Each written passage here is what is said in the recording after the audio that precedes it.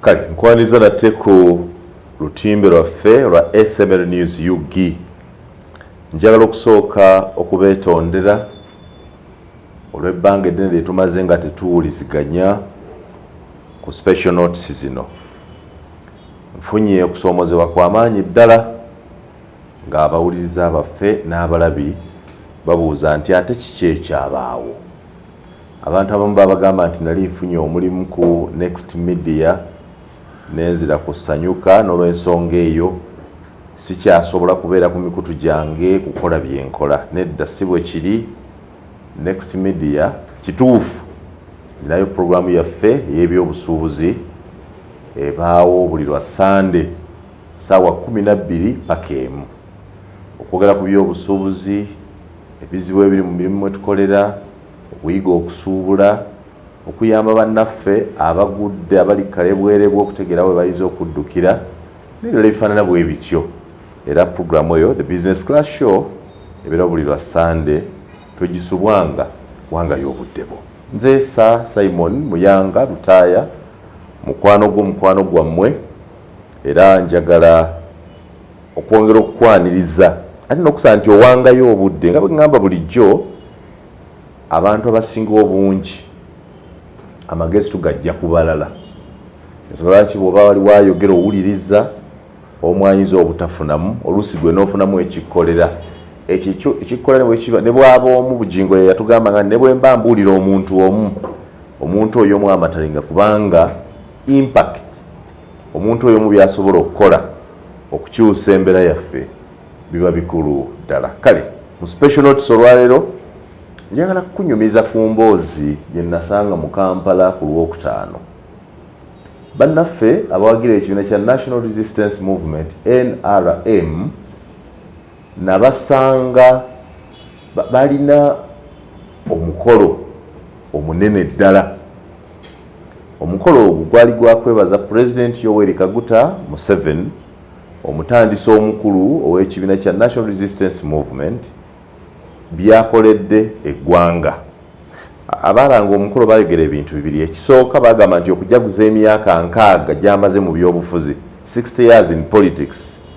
Abala nti okujaguza ebyo byakoledde eggwanga bwe kyatandika kulifuga. So mba nyimiridde mu bannaffe abatutambuza. Nali nsala luguudo nva ku Kingdom, Kampala Kingdom. Abamanyi Kampala nsala nzira ku mukono oguliko Media Center. Ninga bumanyi bw'oyimirirawo ng'olinda emmotoka ziyitewo. Nga mpulira empaka mu ba boda baali balaba abantu abatambula bagenda ekkolo babuuza ate abo oli nti bagenda kkolo tomanyi olwaleero muzeeyi lwaweza emyaka 6 komulala nti si bya 6 bagenda kwebaza muzeeyi byakoze. Mula n'abuuza munne kumwebaza ati muzeeyi akoze eki? Omulala n'abanga ayomba tuli mu kubonaabona Kampala tugigamba ate bamwebaza bwe baleetera tufuga obubi. Komulala nti gwoyinza okuba obonaabona ng'omuntu naye ebintu bingi muzeeyi byakoze ebiteekwa okumwebaza era nange singa mbadde n'obudde nandibadde ŋŋenda. Koli n'agamba kati nga ndaba buli omu tabifaako tuli wano tugenda kumwebaza tutya nga ndaba buli omu ali ku bibye. So naleka bakyagenda mu maaso na buli omu manye ennyonnyola yaabwe bwetera okubeera n'ensala because somebody was waiting for me across nga tuyina gye tulaga. But nagenda mbuuza muli mu mutima gwange. Ekisooka omukolo ogw'okwebaza mwami Museveni bameka abaagutegeera. Ekyokubiri omukolo ogw'okwebaza Pulezidenti gwali gusaanidde. Ekyokusatu ddala bannayuganda balabanga waliwo ebikulu eby'okwebaza Pulezidenti Yoweri Kaguta Museveni. Ekyokuna bwe baba tebabiraba biki ebyo bye yali ateekwa okukola byatakoze. N'ekyokutaano bwe waba waliwo byatakoze ani ateekwa okubikola? Ajja ddi era atandikirawa? Naawe ng'omulabi waffe ow'omukutu guno kwa SML News UG njagala kubuuza oba oli mu Uganda oba oli bweru wa Uganda ekisooka mu bubaka bwe munaatuweereza kubanga tera okubufuna nti busoma waliwo ebisaanidde okwebaza Pulezidenti Yoweri Kaguta Museveni bwe biba weebiri ng'olaba biruwa njagala kufuna bulungi bannayuganda endowooza entuufu ku bukulembeze wa Museveni obumaze emyaka gino 38 gye tutambuliddemu ddala waliwo ebisaana okumwebaza olaba nga Pulezidenti Museveni abadde mukulembeze wa njawulo oba tewali biki bwa Museveni yali ateekwa okukola mu myaka 38 bye tumusuubiramu bye twali tusuubira oba bye twandisuubidde nti omuntu bye yandibadde atuuseeko naye nga tetubiraba biki byolowooza era bwe biba weebiri akyasobola okubikola mu myaka egisigaddeyo oba waliwo omulala alibikola era yaani era tulowooza nti nga bannayuganda ateekwa kubikola atya tuba ne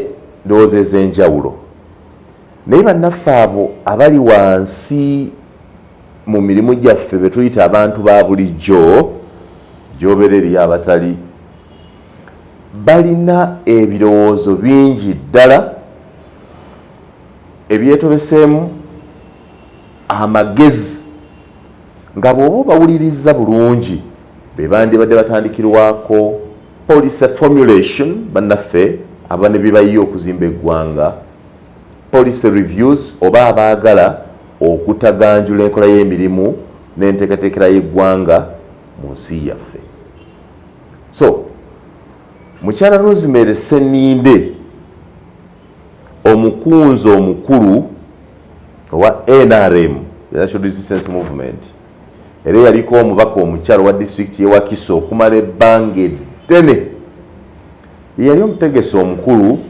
ow'omukolo guno omukolo guno gufaananako n'emikolo egibadde gikolebwa mukyalawuze ye Namyalo wa Office of the National Chairman ONC mu ggwanga lyonna okwebaza Pulezidenti Museveni byakoze n'okutuusa ebintu ku bantu by'abantu Pulezidenti aweereza whatever that means.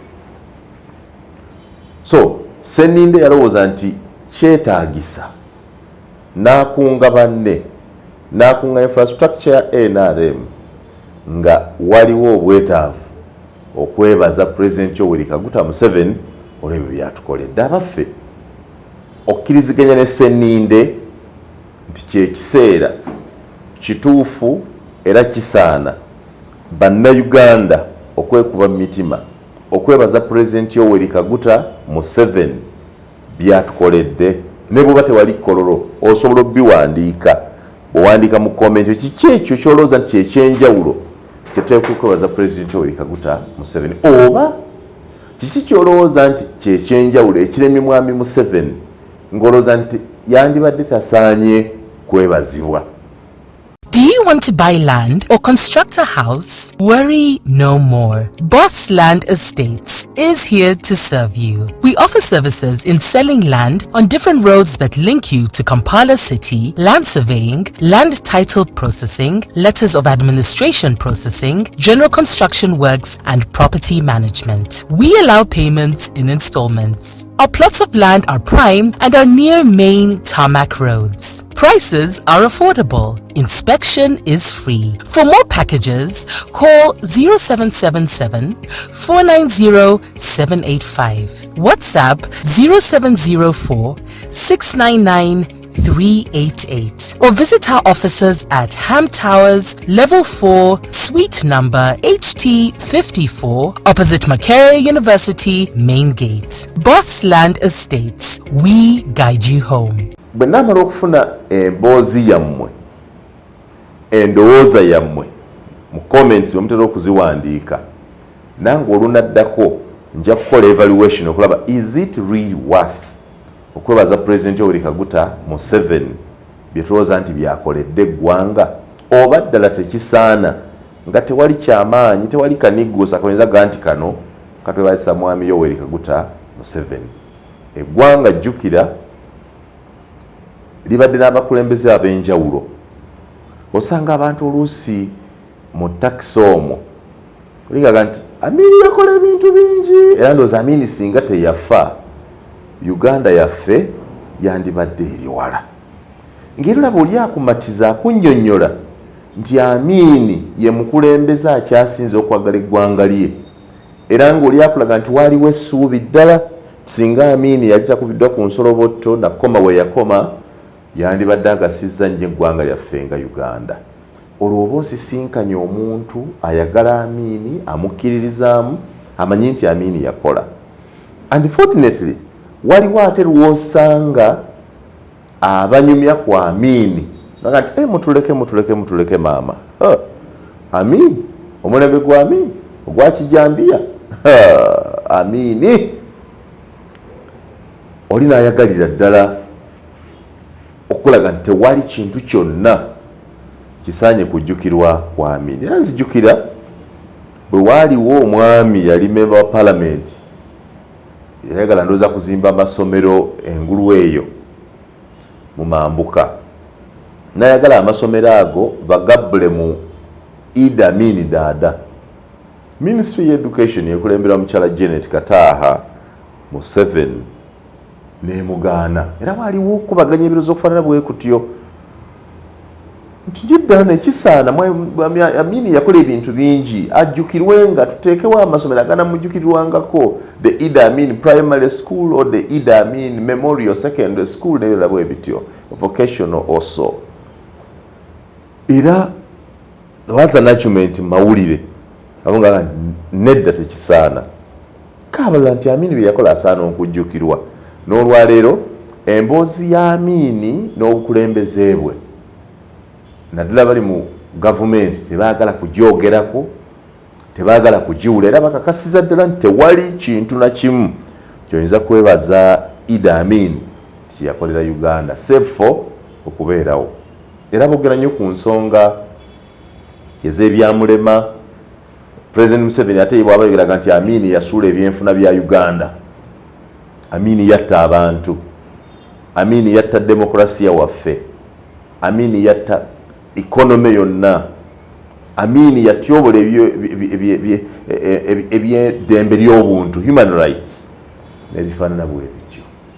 Bw'osanga abamwagalaga nti Amini yayagala Uganda kubanga business yaziza mu mikono gy'Abannayuganda, nti ebiseera ebyo Amini ababutagoba bayindi okutuuka olwo tetumanyi obanga ddala Munnayuganda indigenous azaalibwa wano yandibadde akyalinayo akantu konna kaakola mu by'obusuubuzi, kubanga we yabagobera byonna emirimu gyonna egy'ebyobusuubuzi gyali gitwaliddwa. Omulanga Amini era yakola nnyo. Amini yatereeza obusiraamu wano mu Uganda. Amini yaleeta Uganda Muslim Supreme Council, Supreme etufuga olwaleero nti ajjukirwa olw'ekyo nti yayambako mu kuzimba omusingi ogw'obusiraamu mu ggwanga lyaffe. Omulala nti Amini yatuwa Mpoma satellite, ekyuma ekyalaga Uganda TV eyasooka, black and white colored, yali Idi Amin ng'amaze okuzimba Mpoma satellite eri emukono eyakizimba. Era osanga oli alina olukalala olw'ebintu ebirungi byayogera ku Idi Amin. Oyo bw'ati bw'aba evaluatinze. In the same way waliwo kati abalowooza nti Pulezidenti Yoweri Kaguta Museveni alina ebintu bingi byakoledde Uganda ebiruwa, ndowooza nti nja kubifunamu ggwe andaba gwe tuli naye ku mukutu. Gwe kiki ky'olowooza nti Mwami Museveni kyakoze ng'emirembe gyonna ebiseera byonna waali taliiwo aneebazibwanga olw'ekyo? Kimu, bibiri, bisatu, bitaano, musanvu oba 10, oba kiki ky'olowooza nti Museveni takoze ng'emirundi gyonna ananenyezebwanga, anayogerwangako obubi, oba tasaanye na kujjukirwa olw'ekyo kye yakola ekyamulema okukola, oba olw'ebyo byinza okuza nti Uganda ebonyeebonye na kino ku lwa Pulezidenti Yoweri Kaguta Museveni. Akoze takoze, asaana okwebazibwa tasaana, bw'aba asaana yeebazibwa ki? bw'aba tasaana amenyezebwa ki ekyo kyandibadde akoze kye tutalaba. Mukyala Ssennindo omukolo yagukola ne gubeerako abantu baali bangi era ng'owulira okuvuuvuma bagule sente ezigula abantu ekkolo bagule ng'ani abagula era lwaki yandibaguze. These arguments ku bakulembeze baffe omanyi abantu baba n'ebintu ebibaluma ku bakulembeze emirundi egisinga abakulembeze tebamanya bintu ebyo. Ntera okubanyumiza bulijjo nti mmange omukadde Margaret Namukwaya bw'onyumya ku President Milton Obote former president n'akuwulira w'oli nga owaana Dr. Obote ng'oyogera ku birungi Dr. Obote bye yakola oba ng'ogezaako okulaga nti Obote yali mukulembeze mulungi eri eggwanga lyaffe, ogenda okuddamu okumutulako ng'akaaba. Era mbadde ngezaako emirundi mingi okwagala okumu nga maama kiki ekyo ddala kiki? Buli lw'oyogera ku Obote owulira nga awulira ennaku, ogenda okulaba nga adda mu maziga. So nno nagezaako omugane nga ni maama naye nolaba ebintu ebyo ebimu byolowooza Obote ng'omuntu ayinza n'okuba teyabimanya nga bikutuukako, teyamanya baabibatuusako, teyabatuma, teyabalagira. Naye nga bw'okulembera abantu bona, nga bw'okulembera abaana ewaka ne babeera way out ne bakola ebyabwe, naye bwanenyezebwa nayina ennyinke n'obusungu obw'amaanyi ddala. Era ntera obbaga nti waliwo oluyimba nalubayimbirako wano olumu lwayimbibwa Muzeyidani Mugula olugamba nti baalaba taliiwo Muteesa, baalaba taliiwo ne batuyuuyayuuya. Olingaga nti ng'okwogera Kabaka mu biseera ebyo obeera ngaawe mudde. Oluyimba olwo lukyaliyo kwe luli ku mukutu oba osobola oddunoonya gye luli ku mukutu. Ndowooza producer anaakuwaako kasampa, ayinza okuwa kasampa naye nga yena luga nti baalaba taliiwo, amazima Muteesa baalaba taliiwo ne baatuyuuyayuuya, baalaba taliiwo, amazima Muteesa baalaba taliiwo ne baatuyuuyayuuya. Dani mwena waga nti taliiwo mwana wa Muteesa, taliiwo Kaabira Muteesa, taliiwo mutono muwanvu, taliiwo mwana wa Muteesa. Bw'amazina nti ng'okwogera Kabaka obeera ngaawe mudde ne baatuyuuyayuuya, baalaba taliiwo, amazima Muteesa baalaba taliiwo ne baatuyuuyayuuya. Oluyimba olwo bw'olukuba nga manga ali kumpi ogenda okuddamu okumutunulako ng'akaabira ddala amaziga gennyini agasukkiridde ng'agamba nti Abaganda baafuna obulumi bw'amaanyi ddala ddala nno nga Obote ne Muteesa, Ssekabaka Muteesa bafunye obutakkaanya obwaviirako Ssekabaka Muteesa okuwaŋŋangusibwa atuuke n'okufiira ku mawanga. So era abantu abasinga obungi abali mu NRM bwe baba boogera batera nnyo okwagala okuggyayo ensonga eyo nti Muteesa manya nti Obote yalumba obwakabaka, yalumba olubiri n'atataaganya obwakabaka. Naye bw'obeera osoma e Makerere nga bwe nasoma nasomesebwa Professor Tango Doi, Professor Apollon Sibambi rest in peace n'abalala, Professor Ndebesa Mwebesa, bakulaga nti obutakkaanya obwagwawo wakati w'Obote ne Muteesa n'ebyo ebyabuvaamu byali bisoboka okubuvaamu ku muntu yenna eyandibadde akulembera Uganda mu kiseera ekyo. Nga baga nti oba oliawo Tango Doi yatusomesanga nti Muteesa yateeka Uganda ku bunkenke ngalaga nti Buganda eteekwa okuweebwa special treatment oba eteekwa okuyisibwa mu ngeri y'enjawulo eyatesobola kuzimba ggwanga lya wamu ekyali ekirubira ebiseera ebyo ekya the Republic of Uganda. Naye ate ani atalumbye Bwakabaka? You know, abasoga balina nti ekiri ku mwino n'ekirungi ky'okwogera kitegeeza nti ekibi bwe kiba kiri ku muntu mulala omuntu kimwanguyira okukinyumya, naye bwe kiba ku ye ndoza Abaganda bagamba nti seruka mama yute bakwata ku gage n'alyoka awoloma. Ne Pulezidenti Yoweri Kaguta Museveni naye anajjukirwanga Ssaabaganda naye abantu beekasese nti yalumba olubiri lwabwe n'alukuba n'asaanyaawo ebyalimu n'awaŋŋangusa kabaka waabwe Omumbere Omusinga Charles Wesley Mumbere n'amujja e Kasese n'abeera e Kampala n'amala emyaka 7 nga takkirizibwa kulinnya Kasese mu Bwakabaka bwe. Enjawulo eruwa nti oli yawaŋŋangusa Muteesa n'amufulumya eggwanga,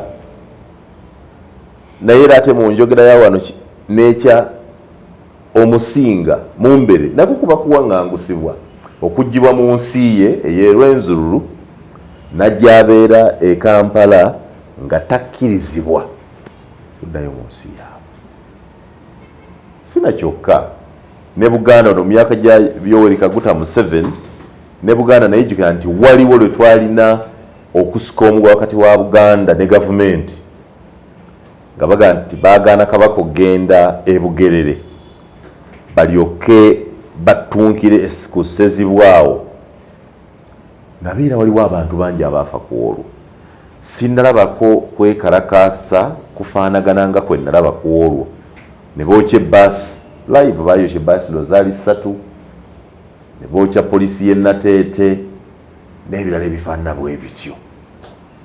Lwaki? Nti Obwakabaka bwa Buganda bwali busaze bwe bagamba layini y'ebyennono oba eby'Obwakabaka nga bufuuse nga bwa byabufuzi, ng'Obwakabaka bwetaaga okweddiza oba okunyweza amasaza nga Buluuli n'amalala. Response ya gavumenti ya Mwami Yoweri Kaguta Museveni eyagala kufaananako oba efaananira ddala n'eya Milton Obote ku byaliwo mu kiseera ekyo. So mu byobufuzi omanyifu abasoma ebyafaayo tukubirizibwa, tusomesebwa, tuteekebwateekebwa okutunuulira ekintu kyonna mu njuyi bbiri. Era mu bibuuzo twatandika dde okubuuza abaana, explain the achievements and failures of the NRM government. Kibuuzo kati abaana bakiddamu nti nnyonnyola ebirungi ebituukiddwako oba obunafu obulemesezza entambula n'enkola y'emirimu mu gavumenti ya NRM. And of course buli lwoyogera ku NRM omutwe omukulu abeera Pulezidenti Yoweri Kaguta Museveni. Naye era awamu waliwo twabuuzibwa mu general paper the achievements of Yoweri Kaguta Museveni ng'omuntu, era ng'omusomesa omuwa ebituufu n'akukebera n'omuwa n'ebikyamu n'akukebera. Naye oluvannyuma balina kye batugamba okukola nti ng'omaze okunnyonnyola ebirungi bya Mwami Yoweri Kaguta Museveni oba ebirungi bya NRM, ng'omaze n'okunnyonnyola ebi bya Mwami Yoweri Kaguta Museveni oba ebya NRM, omala n'ofuna gye bayita stand viewpoint, nti ng'obirabye gwe ekyo bakibuuza bakuwa omukisa okwetegeerera. Ensonga lwaki bayita byabufuzi, bakuwa omukisa okwetegeera nti ng'omaze okunnyonnyola obunafu bwa gavumenti ya Mwami Museveni n'amaanyi gaayo, the strengths and weaknesses of the NRM government, bw'oba omaliriza wano ng'omaliriza okuwandiika, awe ebigezo the examiner akusuubira okuwa gwe wa w'oyimiridde, it's allowed. Naye nga awo wa w'oyimiridde wasinziira oba wannyonnyolwa bulungi ensonga. Example yizo gamba nti mu kuwumbawumba olw'ensonga ezo zempadde waggulu, bw'otunuulira ensonga ennungi n'embi, mwami Museveni bwali bulabe eri eggwanga lya Uganda, kyali kivve era twejjusa lwaki Museveni yakulembera Uganda.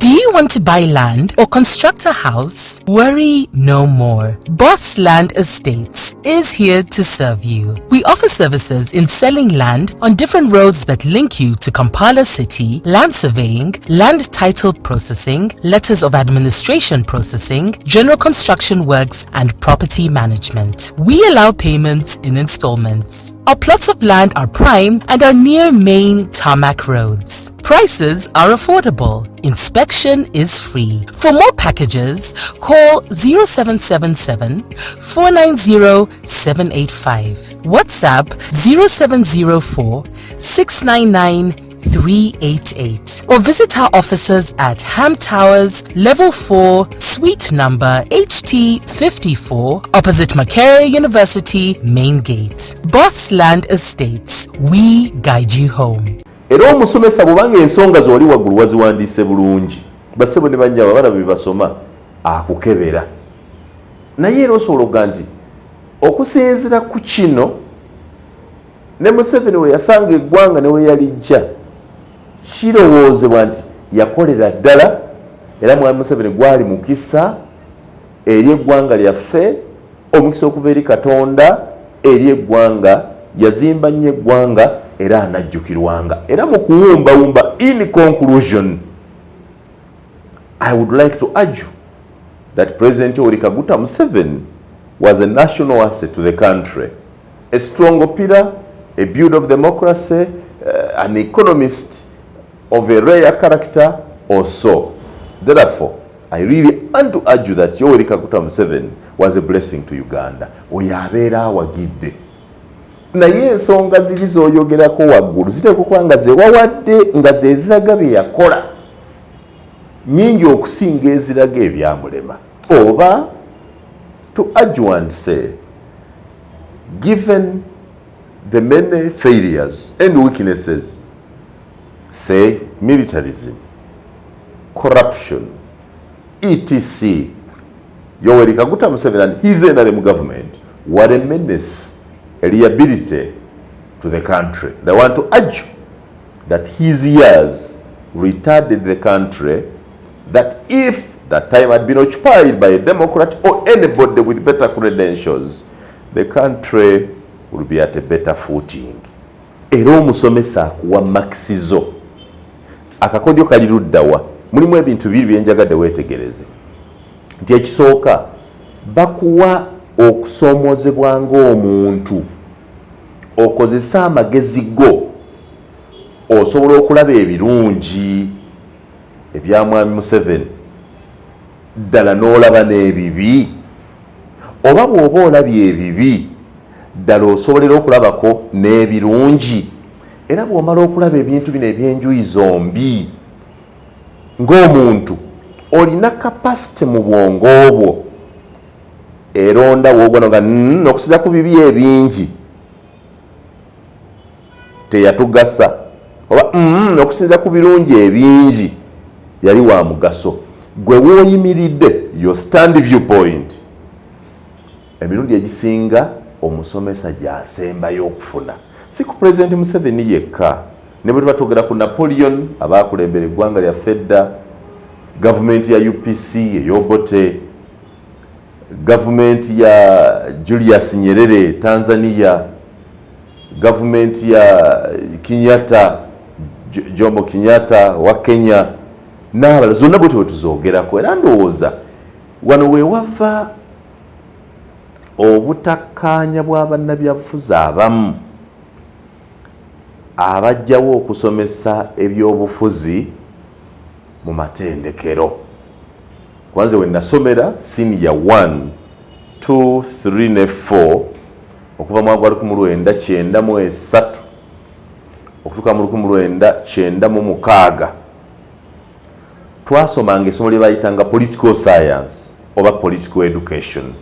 Twamuyitanga political education neno wansi, abajjange no waggulu ne bamusanga nga bamuyita political science. Era omwami bamuyita Nehemiah Ruben Lufafa ye yansomesa political education. Namusoma okuva mu senior 1 paka senior eyokusatu nasoma political education.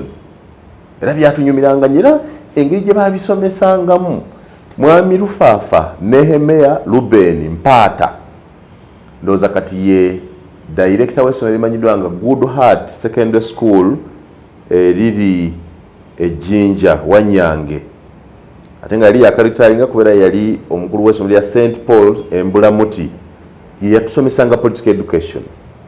Era yamutusomesanga mu environment nga akuwa eddembe okwerowooleza nga gw'olaba ki ne twali baana bato naye ng'olaba provoke our brains to think and be able to evaluate. Similarly, ye yandibadde endowooza entuufu eya buli munnayuganda. Yensobola kituteekwa kulumwa mutwe nga waliwo abantu bawulira abawaana Museveni. Bwe kiteekwa okuba nti bateekwa okubaawo abo abalowooza nti alina byakoze. Ate era bw'otatulumwa mutwe ng'olaba waliwo abageya Museveni kubanga era bwe kiteekwa okubeera. Naye kennyini Museveni nga yasoma political science bwe bagamba n'awandiika n'ekitabo ekirungi.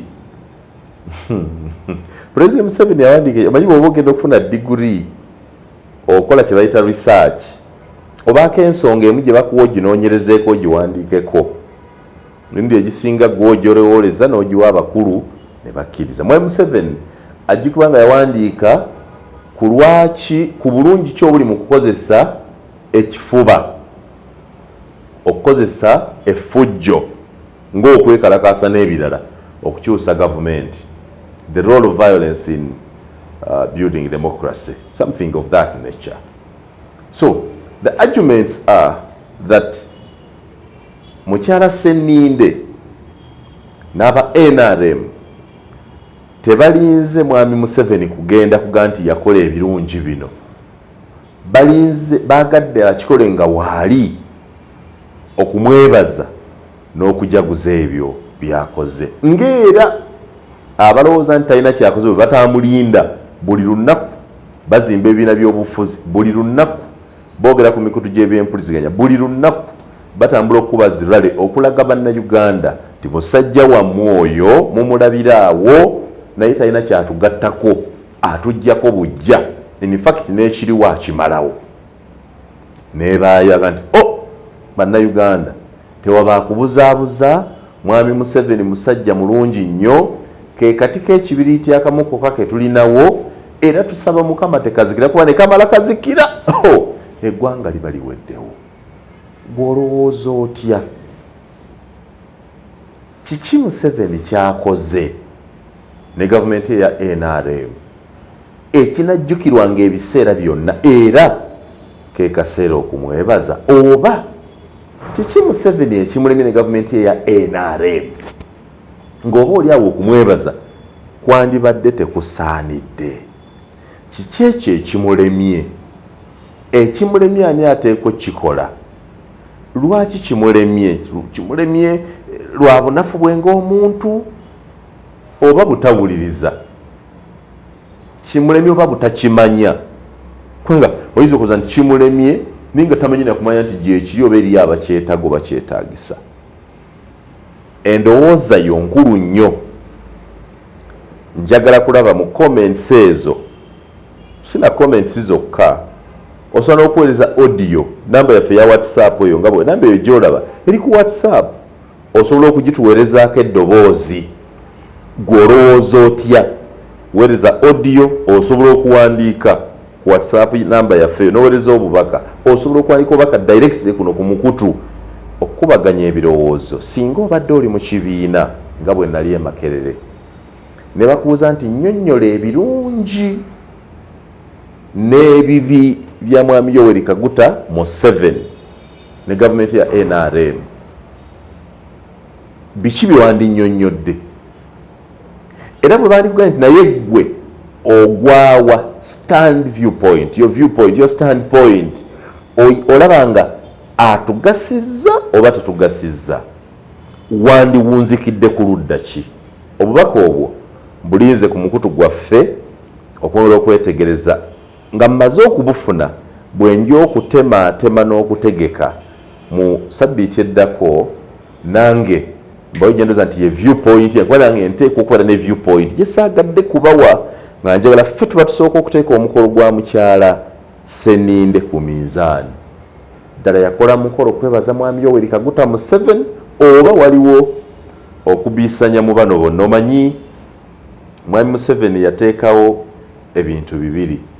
Waliwo ekitebe kya NRM ku plot 10 ekya Ddondo, n'ebeerayo office ya mwami Museveni ONC ekyambogo.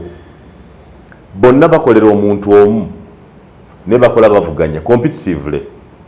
Oli ayagala kukola kulaga nti yasinze okwagala mwami Yoweri Kaguta Museveni n'okutuusa byateekwa okukola n'okumuyamba okumalawo emiziziko gyonna egibadde mu kutuusa ku bannayuganda obuweereza bonna bwabadde atuusa ne byabawa. Nabano nabo baagala kulaga nti ekibiina kyaffe kyekiri mu buyinza era ffe tukola Pulezidenti Museveni ffe tumutegeera, candidate waffe ffe twamuleetera, ffe tumuzimba in that competition. How about what if the celebration was merely balancing act, nti nga bwakola biri naffe katumulageko wano? Bino n'ebirala nja kubiraba mu bubaka bwammwe era bwe naamala okubusoma kuba ku mukutumbaako mu WhatsApp sabamu kuba ku masimu, bw'onaamala okwogera, bw'onaamala okuwandiika, bw'onaamala okuweereza obubaka, tujja kuwumbawumba tulabe ddala omukolo gwa mukyala Seninde Kololo nga 7 ogw'okwebaza mwami Yoweri Kaguta Museveni ng'ennaku z'omwezi 7. You must remember that iron. There was a reason why they chose nga 7 ogw'omusanvu twebaza 7 byakoze. M7 on the 7th of July, on the 7th day of the 7th month of the year, to thank Mr. Museveni for his achievements. The 7/7 for Museveni was deliberate, historical. It was intended, not by coincidence. For God and my country. Nze Sir Simon Muyanga Lutaya.